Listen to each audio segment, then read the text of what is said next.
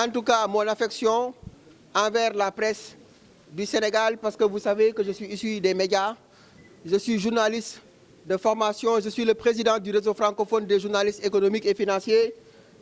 Je suis Mohamed Fall Alamine, président du groupe 7 Afrique. Je suis venu cet après-midi, ici au Noum, animer une conférence de presse à côté de Mme Seynabou Gueye, directrice générale de 7 Afrique, organisatrice du F2E, Forum de l'entrepreneuriat et de l'emploi. Mes chers amis, nous allons organiser un événement important le 10 août 2026 dans un contexte économique et financier particulièrement difficile. Nous avons décidé d'organiser un forum qui va mobiliser et réunir 1000 entrepreneurs ici au Radisson. 1000 entrepreneurs autour de 8 panels stratégiques. 1000 entrepreneurs autour de 50 exposants. 1000 entrepreneurs autour de plusieurs personnalités qui ont répondu présents à notre invitation. Et vous me permettrez de citer le président de la République, son Excellence Bassirou Diomaye Faye, que nous félicitons puisqu'il vient d'être nommé président de la CEDEAO dans un contexte particulièrement difficile, où il y a une crise dans le Sahel, mais où il y a également beaucoup d'attentes autour de cette institution qu'est la CEDEAO. Et nous avons invité Mme Aminata Touré, ancien Premier ministre, M. Abdoul Mbaye, ancien Premier ministre, M. Mamadou Lamine Loum, ancien Premier ministre, pour venir échanger avec nous sur la situation économique du pays. Et nous n'avons même pas exclu le président Amadou Ba, ancien Premier ministre également du Sénégal. Donc, toutes les autorités du pays sont invitées à venir échanger avec nous dans cette importante manifestation que nous allons faire le 10. Mais également le ministre des Affaires étrangères du Sénégal, son Excellence Cheikh Niang, que je remercie, qui a bien voulu nous honorer en venant le 10 répondre à notre invitation, à côté du ministre Idrissa Samb, de l'Emploi, de la formation professionnelle et technique, mais également du ministre des Infrastructures, du ministre des Industries et du Commerce Serigne Gueye Diop, du ministre de l'Énergie et du Pétrole, M. Abdourahmane Diouf. Nous avons également invité le ministre Samba Diouf des Télécommunications et le ministre Alpha Thiam, puisque le Sénégal va organiser dans quelques semaines les Jeux Olympiques qui sont des Jeux mondiaux. Et c'est l'occasion pour moi de féliciter le COJOS, le président Mamadou Diagne Ndiaye et le coordonnateur de ces Jeux Olympiques-là, M.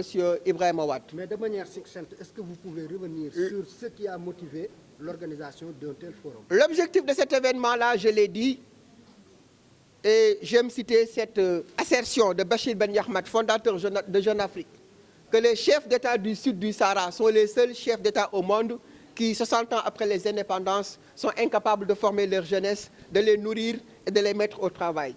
Qu'au large de Melilla, cette jeunesse africaine y a laissé son corps en lambeaux, une partie de ses habits déchirés et notre dignité nationale. La dignité de la jeunesse africaine, mes chers amis, se trouve dans une pirogue pour rejoindre l'Eldorado de Melilla, de Lampedusa et de l'Espagne.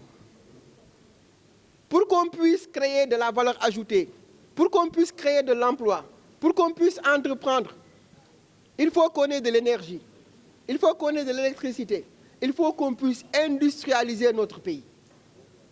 Nous sommes en train de traverser beaucoup de difficultés, mais ces difficultés-là, nous les ressentons parce que notre tissu économique est faible, parce que nous n'avons pas suffisamment d'industrie, parce que nous n'avons pas suffisamment d'entreprises agricoles fortes, parce que nous n'avons pas suffisamment d'entrepreneurs. Les jeunes n'osent pas entreprendre parce que le contexte et l'écosystème de l'entrepreneuriat est difficile.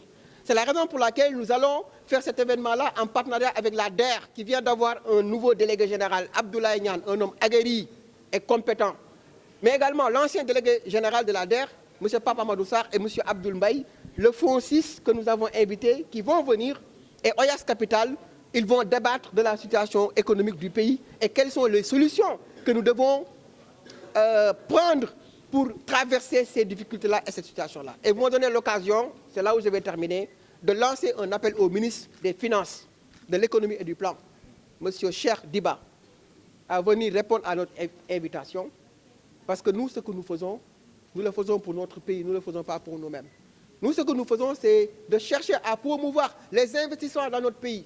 c'est de chercher à promouvoir l'entrepreneuriat du Sénégal, c'est de chercher à vendre la destination du Sénégal pour que le Sénégal soit une destination économique et financière privilégiée. Et pour cela, nous avons besoin que nos autorités puissent parfois venir répondre à nos invitations pour échanger sur des questions qui ne nous interpellent pas, nous.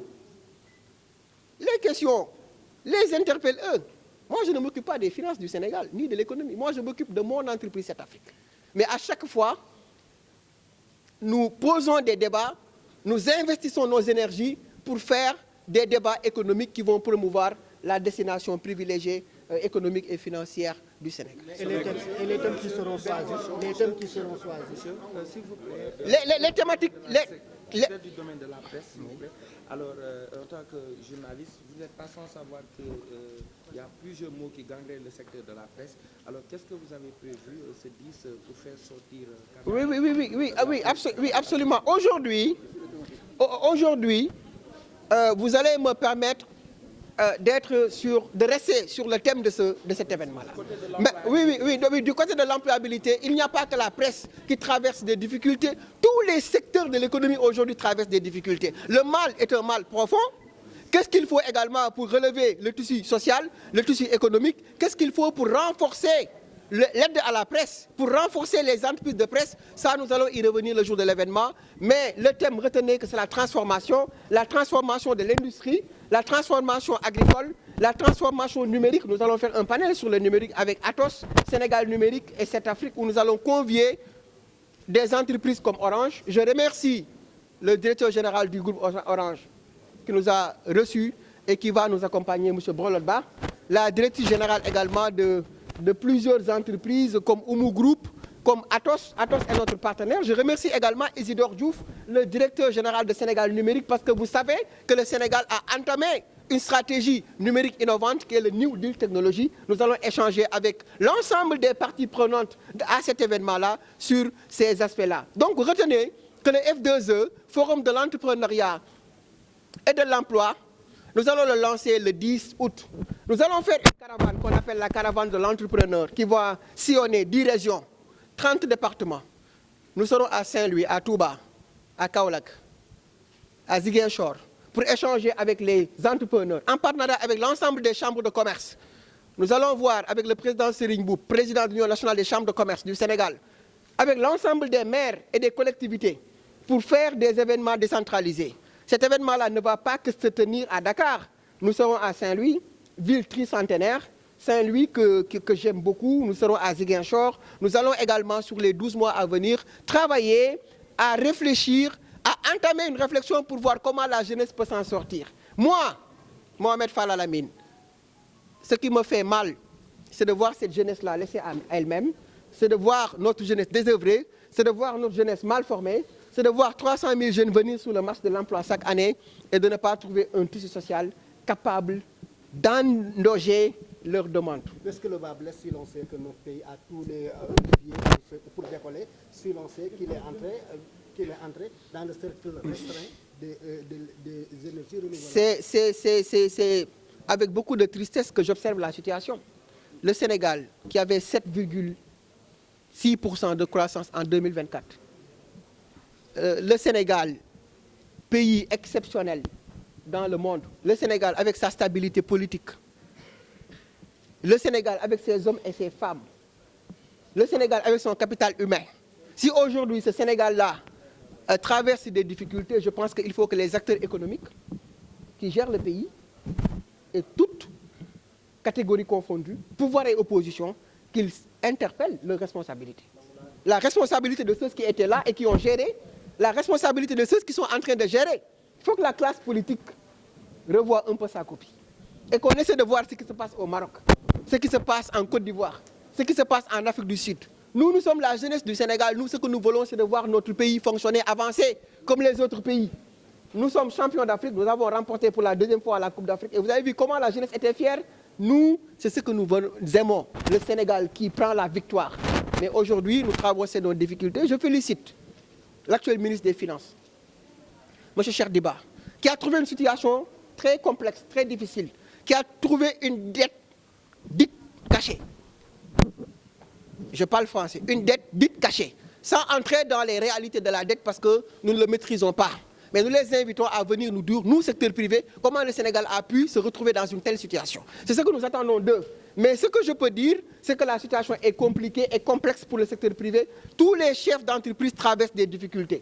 Les chefs d'entreprise des médias, les chefs d'entreprise des industries, les chefs d'entreprise des entreprises agricoles. C'est le tissu social, économique qui traverse une difficulté. Mais je vais vous dire, mes chers amis, et c'est là où je vais terminer.